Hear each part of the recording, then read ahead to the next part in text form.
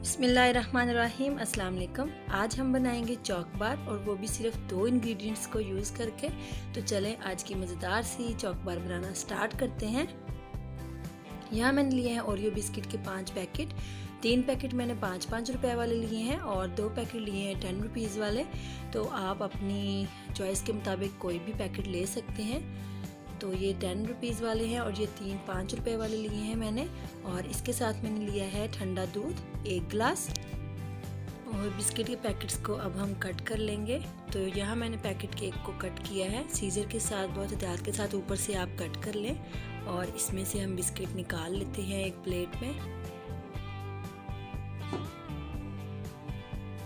तो सारे पैकेट मैंने ऐसे ही कट कर लिए हैं और इनमें से बिस्किट मैंने निकाल लिए हैं। तो अब हम डालेंगे ब्लेंडर में। पहले मैंने दूध डाल दिया है 1 गिलास और उसमें मैंने जो 5 पैकेट बिस्किट के लिए थे, 3 5 रुपए वाले और 2 पैकेट 10 रुपीज़ वाले बिस्किट के, वो डाल दिए हैं। और इसको हम ब्लेंड करेंगे तकरीबन 1 मिनट तक।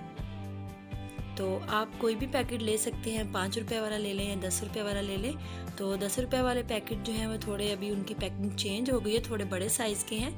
तो इतनी बड़ी चॉक बार हम नहीं बनाएंगे, तो मैं ऊपर से उसको थोड़ा सा कट कर दूंगी पैकेट को।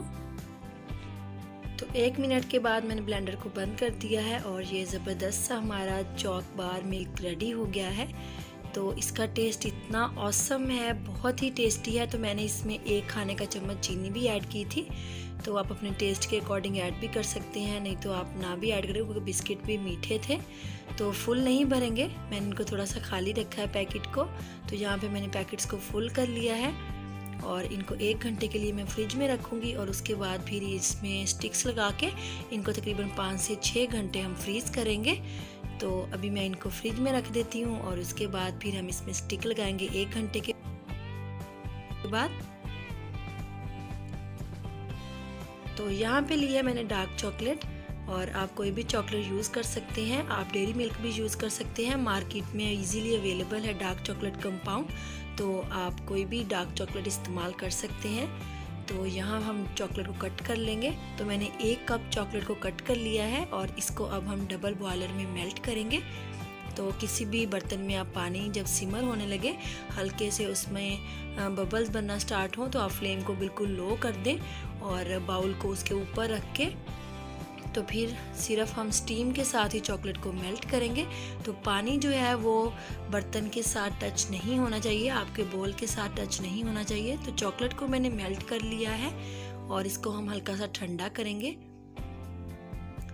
तो देखिए ज़बरदस्त हमारी जो चॉकलेट है मेल्ट हो चुकी है और इसको मैंने एक ग्लास में ट्रांसफ़र कर लिया है। और हमारी चॉक बार भी तकरीबन 6 घंटे के बाद बिल्कुल रेडी हैं और अभी हम इनको निकालते हैं। तो आप चॉकलेट जो है वो ग्लास में फुल नहीं भरिएगा, नहीं तो जब आप चॉक बार उसके अंदर डिप करेंगे तो चॉकलेट आपकी बाहर गिरेगी और वो ज़ाया भी होगी। तो इसलिए आप चॉकलेट जो है उसको ग्लास। तो अब हम चॉक बार को निकालते हैं और पैकेट को साइड से कट कर देते हैं। बहुत आसानी से हम इसको निकाल लेंगे। तो आप सिंपल जो हमने ओरियो बिस्किट डाले थे दूध में ब्लेंड करके भी बच्चों को दे सकते हैं, बहुत ही कमाल का टेस्ट आता है। आप उनको शेक के तौर पे भी दे सकते हैं, ओरियो शेक बना के। तो इसको ऐसे भी आप सर्व कर सकते हैं, चॉकलेट इसके ऊपर लगाना बिल्कुल ऑप्शनल है।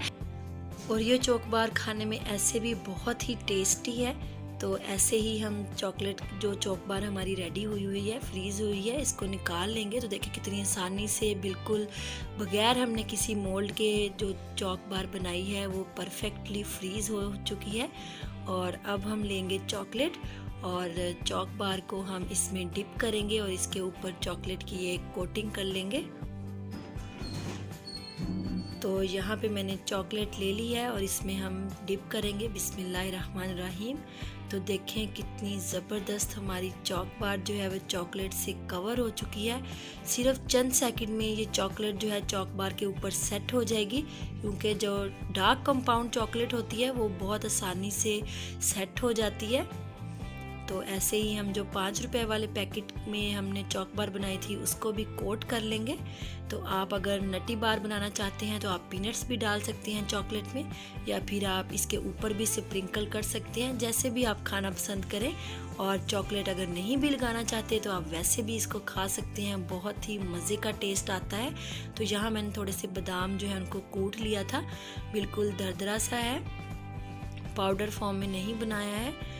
तो इसको हम उसके ऊपर स्प्रिंकल कर देंगे। तो मज़ेदार सी हमारी चॉक बार रेडी है। आप बनाएं, बच्चों को दें, इंजॉय करें, खुद भी खाएं, अपने घर वालों को खिलाएं। और अगर आपको मेरी आज की रेसिपी अच्छी लगी है तो मेरी वीडियो को लाइक कीजिएगा, शेयर कीजिएगा और मेरे चैनल को सब्सक्राइब कीजिएगा। मिलेंगे नई रेसिपी के साथ। अल्लाह हाफिज़।